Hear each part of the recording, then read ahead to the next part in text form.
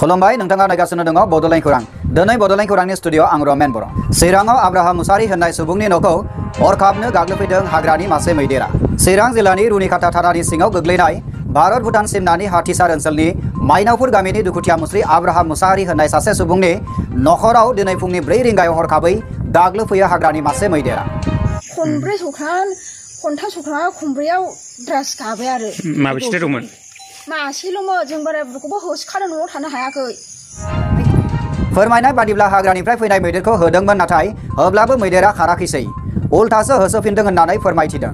बेनि उनाव न'खौ नारग्लुंनानै सिफायदों आरो सुन्दायजों माबा माबि जानो थाखाय हास्थायदोंमोन नाथाय हास्थायब्लाबो जेबो मोनजायाखैसै होननानै खौरांगिरिनो फोरमायबावदों आब्राहाम मुसाहारिया मुङा आंनि आब्राहाम मुसाहारि हरखाबैनो मैदेरा फुं माने सोरांसि 4:30 बाजिसोआव आंनि न'खौ होबाबो मानियाखै बिनि उनावहाय न'खौ थराथर खेबथाम खेब्रैसो सौनाय जादों ओमफ्राय बिनि उनाव न'आ द्रिस गादों आरोखि बोसोरफ्रोमबो बेबायदिनो हाग्रानि मैदेरा फैनानै गामियाव जोगोनार थालिर माइ गायनाय सम जिखुनु आबाद मावो बेखौनो गाज्रि खालामनानै गालाङो बेनिखायनो मुस्रि आब्राहाम मुसाहारिया फोरमायदों दि हाग्रा सेर फेन्सिं होनानै मैदेरखौ होबथानाय राहा लाबासो आबाद मावनानै मोनजागोन होननानै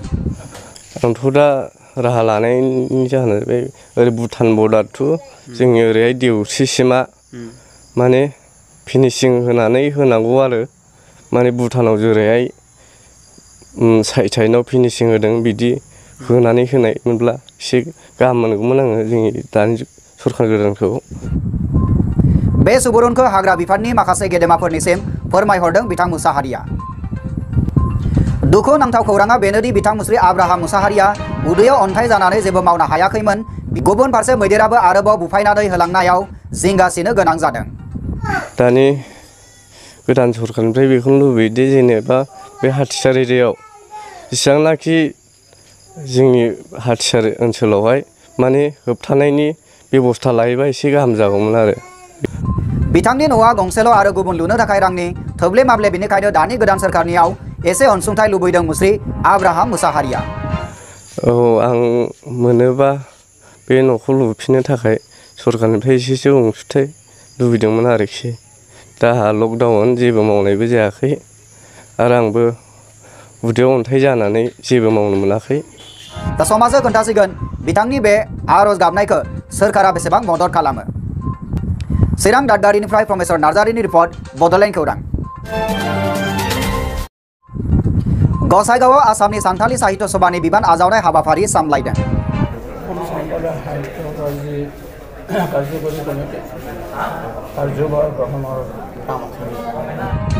30 जुलाइ गसाइगाव महकुमानि सिङाव थानाय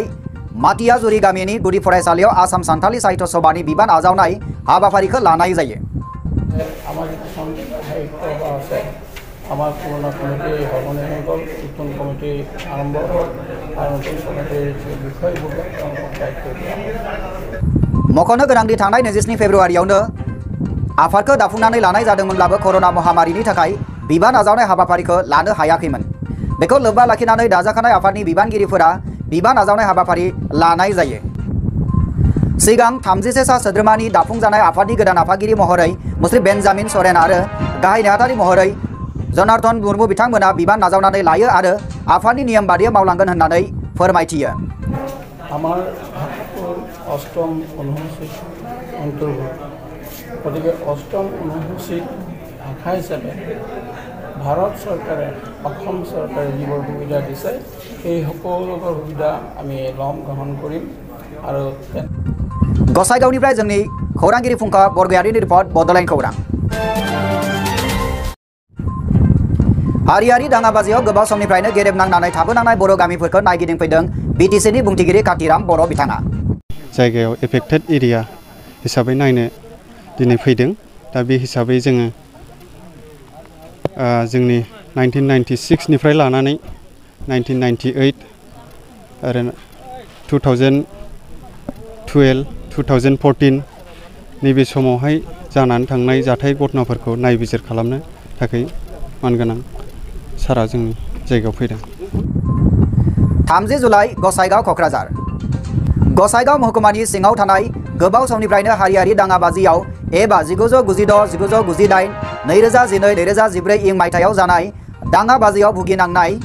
सिलपुर निलायजरा सुकान बावनाय सिलपुर 2 बर' गामि हेसपेस नारेंगुरि राङापारा आरो खाथि खालानि थानाय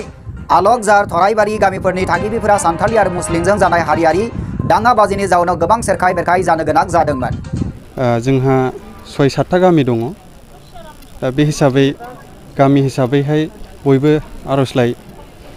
बिलाइखौ होदों, गथायदों। दा बेनि गेजेरजों जोंनि सिलपुर नं 1 बड' भिलेज हिसाबै जोंनि गामि हिसाबै आङो बुंगोन जोंनि नांगौखिनिखौ जों गभर्नमेन्टआव गोदान सरकार हिसाबै जोंनि बिनाया बेनो जे आउटपस्ट जोंनि थाखाय गोनांथि जानानै दङ। मानो होनोबा जोंनि मानसिफ्रा आलाय सिलाय दिनैसिम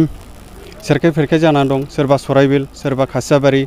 सोरबा गसाइगाव, बिदिनो दाब दाब जायगाफ्राव जोङो लेथेर फिथेर जानानै दं। आरो जोंनि सिलपुर एरियानिल' नङा, जोङो निलायजरा एरिया दं, गामि दं, सुकान बावनाय दं, हेसपेस दं, आरो दंबावो गामि हिसाबै। दा बे हिसाबैहाय जोङो प्रसासनखौ नांगौ हिसाबै जोङो आर'जलाइ गथायदों। गभर्नमेन्टआव जों अनसुंथाइखौ जों मोननो लुबैदों। दा बै गामिफोरनि न'खरफोरखौ जेन' गाव गावनि गामियाव लाबोफिनो बेनि थाखाय गामिफोरनि थागिबिफोरा बिटिसि सोरखारनिसिम आर'ज गाबहरदों। आरो बेजों लोगोसेनो जेन' देहा फाहामसालि, जिब जुनारनि फाहामसालि, पुलिस आउटपस्ट, फरायसालि, थांलाय फैलाय हान्था मेला, हाथाय बाजारनि मोजां सुबिदा खालामनानै होनोबो बिटिसि सोरखारनियाव गोसोखां बिलाइ गथायदों। जों गासिबो बिथिङाव जोङो खमजुरि जानानै दं। जौगाथाय हिसाबै जोंना नायोबा जोङो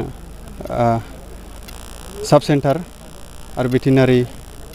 हिसाबै जोंनो हस्पिटाल हिसाबै साब सेन्टार बेखौबो नांगौ।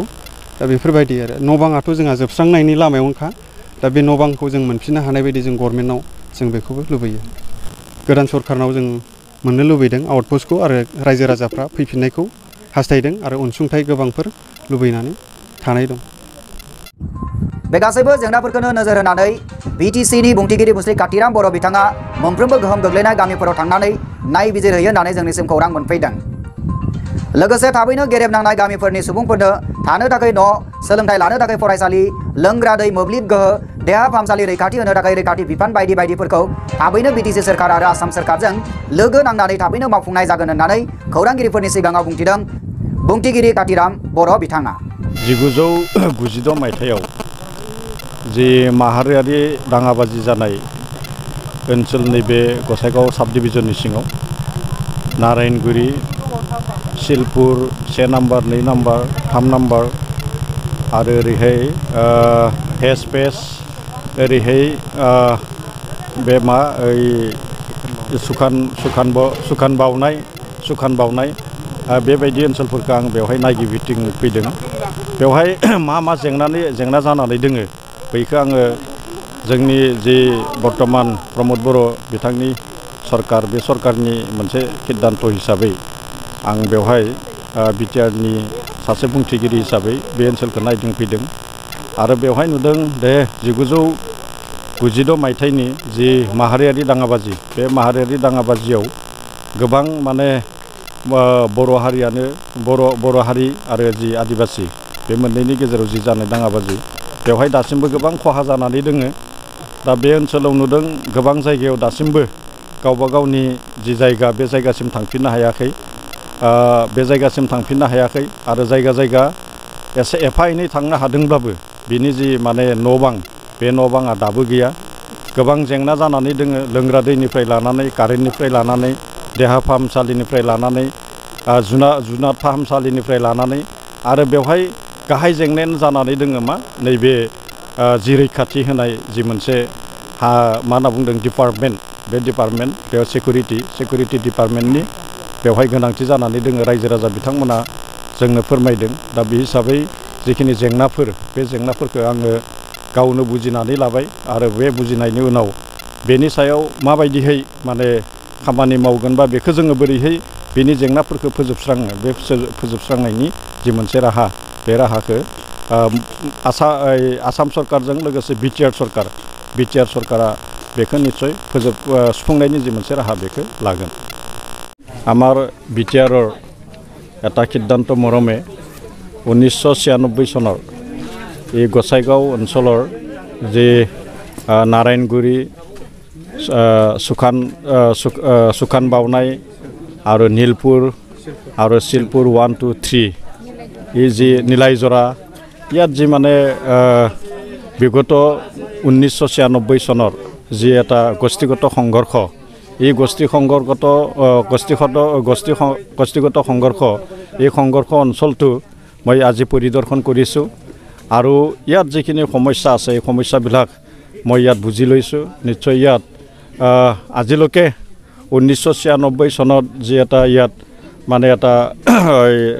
যা কি কয় এইটো যি মানে গোষ্ঠী সংঘৰ্ষ এই গোষ্ঠী সংঘৰ্ষৰ তাৰ পিছৰ পৰ্যায় আজিলৈকে নিজৰ নিজৰ জাগাত বহু মানে ৰাইজ মানে আজিও থিতাপি হ'ব পৰা নাই তাৰোপৰি ই যে এটা অঞ্চল ই বৃহৎ এটা অঞ্চল আছে এই বৃহৎ অঞ্চলত বহুত সমস্যাই আজি তাৰিখত দেখা দিছে যে ইয়াত মানে কাৰেণ্টৰ সমস্যা আছে ইয়াত খোৱা পানীৰ সমস্যা আছে ইয়াত থকা ঘৰৰ সমস্যা আছে ইয়াত মানে যাতায়াতৰ সমস্যা মই দেখিছোঁ ইয়াত মানে যি মানে স্বাস্থ্য কেন্দ্ৰ এই স্বাস্থ্য কেন্দ্ৰ ইয়াত মানে স্বাস্থ্য কেন্দ্ৰৰো ইয়াত অভাৱ আছে আৰু এফালে মানে কি কয় যে যেহেতু এই অঞ্চল এটা কৃষি প্ৰধান অঞ্চল ইয়াত মানুহবিলাকে বিশেষকৈ মানে গৰু ছাগলী বা ম'হ ইয়াত মানে পালন কৰা হয় আৰু ইয়াত এটা ইয়াত যি মানে গৰু ছাগলীৰ কাৰণে সুচিকিৎসাৰ কাৰণে ইয়াত এটা ভেটেনাৰী চেণ্টাৰ লাগে সেইবিলাকো আমাৰ ৰাইজে মোক অৱগত কৰিছে আৰু ইয়াত বিশেষকৈ যি নিৰাপত্তা এই নিৰাপত্তা ক্ষেত্ৰতো ইয়াত নিশ্চয় এটা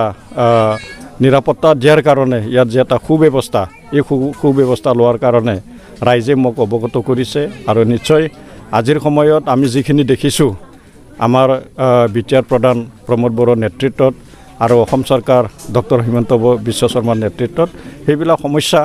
নিশ্চয় তেখেতসকলে সমাধান কৰিব আৰু এই যিখিনি ইয়াত মই সমস্যা আজি ৰাইজৰ লগত মুখামুখি হৈ পালোঁ এইখিনি সমস্যাসমূহ মই আমাৰ চৰকাৰ এই চৰকাৰক মই অৱগত কৰিম আৰু ইয়াত যি সমস্যা এই সমস্যাসমূহ সমাধান কৰাৰ কাৰণে নিশ্চয় চৰকাৰে সিদ্ধান্ত ল'ব गसाइगावनिफ्राय फुंखा बरगयारिनि रिपर्ट बड'लेण्ड खौरां आसामनि गिबि मन्त्रि डक्टर हिमन्त बिश्व शर्माया सिक्किम रायजोआव लांखारजानाय गथ'साफोरनि बिमा बिफाखौ लोगो हमफैदों 30 जुलाइ चिरां बेंटल बावैसो सान सिगां सिक्किम रायजोआव सा 40 निबो बारा गथ'साफोरखौ थगायनानै लांखारनाय गथ'साफोरखौ आसाम पुलिसा बोखांनो हाखांनायनि उनाव आसामनि गिबि मन्त्रि डक्टर हिमन्त बिश्व शर्मा बिथाङा लांखारजानाय गथ'फोरनि बिमा बिफाफोरखौ चिरांनि बेंटल फरायसालिमायाव लोगो हमनानै सावरायलायो सावरायखांनायनि उनाव गिबि मन्त्रि बिथाङा खौरांगिरिफोरनि सिगाङाव फोरमायथिदों दि बे गासै गथ'फोरानो भुटानाव खामानि मावनो थाहैयोमोन नाथाय भुटाना लकडाउन जानायनि थाखाय बेबायदि जाथाया जानो मोनदों मानोना बे ओनसोला भुटाननि सायाव सोनारोमोन बेखायनो सरकारा थाबैनो अरुणोदय आश्रय होनायजों लोगोसे बे गामिनि रांखान्थि जौगानायनिबो हाबाफारि थाबैनो सोलिहोसिगोन लोगोसे बिटिसिनिफ्रायबो बिथांमोननो 20,000 रां होबाय होननानै बिथां मन्त्रिया फोरमायथिदों সাংবাদিক বন্ধু বান্ধৱীসকল বিটিসি প্ৰধান প্ৰমোদ বড়োৰ লগত মই আজি আমাৰ যিসকল শিশুক ছিকিমৰ পৰা আমি লৈ আহিছিলোঁ তেওঁলোকৰ পিতৃ মাতৃৰ লগত আলাপ আলোচনা কৰাৰ বাবে মই ইয়াত আহিছিলোঁ কি কাৰণত তেওঁলোকে শিশুকেইটাক ঘৰৰ পৰা যাব দিছিলে বা কি প্ৰলোভনৰ তেওঁলোক শিকাৰ হৈছিলে গোটেই কথাখিনি দেউতাক মাকসকলৰ লগত মই আলাপ আলোচনা কৰিলোঁ এটা কথা স্পষ্ট যে ভুটানত লকডাউন হৈ থকা কাৰণে এই গোটেই গাঁওকেইখন ভুটানৰ ওপৰত বহুত ডিপেণ্ডেণ্ট আছিলে তাৰ কাৰণে আৰ্থিক দুৰৱস্থাত তেওঁলোকে ভুগি আছিলে আৰু তাৰ সুবিধা লৈয়ে কৃষ্ণা যোগীয়ে এই সন্তানকেইটাক ছিকিমলৈকে লৈ গৈছিলে এই 42টা সন্তানৰ গোটেইকেইজনৰ পিতৃ মাতৃক আমি তৎকালীনভাৱে অৰুণোদয় আঁচনি আমি দিয়াৰ বাবে সিদ্ধান্ত লৈছোঁ দ্বিতীয়তে সেই গোটেই গাঁওখনৰ ইকনমিক অৱস্থাটো কেনেকৈ ভাল কৰিব পাৰি তাৰ কাৰণে মই জিলা উপায়ুক্ত আৰু বিটিচিক অনুৰোধ কৰিছোঁ যে এটা ইকনমিক এক্টিভিটি আমি কেনেকুৱা কৰিব পাৰোঁ তাতে গাই গৰু পালন কৰিব পাৰোঁ স্কিলৰ ট্ৰেইনিং কৰিব পাৰোঁ বা আন কি কৰিব পাৰোঁ তাৰ বিষয়ে মই এটা প্ৰজেক্ট 15 আগষ্টৰ আগতে দিব তেওঁলোকক কৈছোঁ चिरां दादगारिनिफ्राय खौरांगिरि प्रमेश्वर नार्जारिनि रिपर्ट बड'लेण्ड खौरां दानिया बड'लेण्ड खौरांनि गासैबो नायगिरि नोंथांमोननिफ्राय सम सफैबाय बिदाय लानायनि उननि रादाबाव नोंथांमोनखौ लोगो मोननायनि मिजिंजों दिनै समाव फोजोबनाय जाबाय गोजोन्थों।